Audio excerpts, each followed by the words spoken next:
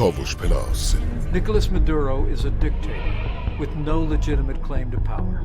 The probe conducted uncovered proof of massive and systemic fraud. It honored the Bolivian people's courageous demand for a free and fair election and for democracy. Well, what goes around comes around, and in 2020, there are big international concerns about America's election. Overall, Office for Democratic Institutions and Human Rights Needs Assessment Mission interlocutors noted that the conduct of these elections will be the most challenging in recent decades.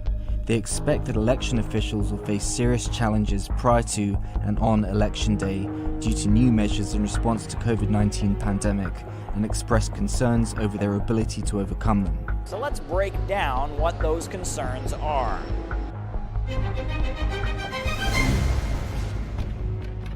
COVID-19 has forced many parts of the country to go to mail-in voting. Now, the concerns there have been laid bare.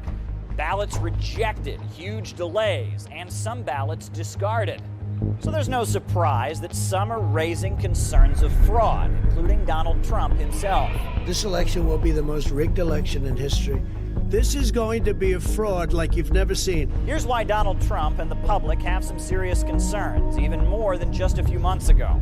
East Texas official is in jail accused of committing voter fraud. Manatee County Supervisor of Elections Mike Bennett says Wiggins requested a mail-in ballot for himself and his wife. Meanwhile, the state election board is asking Georgia's Attorney General to look into 98 outstanding cases of voter fraud. DOJ announced that the FBI and the Pennsylvania State Police are investigating fraud in mail-in ballots in Luzerne County. Okay, so what about good old voting in person then?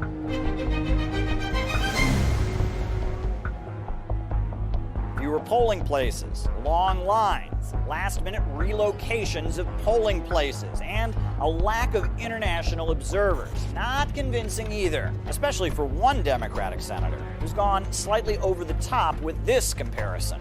If Congress and states don't act immediately, our country could face an electoral Chernobyl this fall. And if you think the vote challenges will be over as soon as the polls close, so now the media is ramping up. What if Donald Trump loses but refuses to leave office? Do you commit to making sure that there's a peaceful transfer of power? We want to get rid of the ballots, and you'll have a very peaceful. There won't be a transfer, frankly. There'll be a continuation. The ballots are out of control. You know it. All of this has got Americans bracing for the worst. Polls show that Americans expect riots in the streets after the results are announced, no matter which way it goes. Potential ballot fraud, lack of international observers, leaders potentially refusing to accept the results, and the specter of violence, sanctions, condemnation, appeals to the United Nations, and endless grandstanding. Perhaps the results if this kind of election was seen by the United States happening in another country. Illegitimate, they might call it. Well, perhaps it's time that the United States, Trump and Biden, realize that sometimes it's just as red, white, and blue on the other side of the fence. بیشتر بدانیم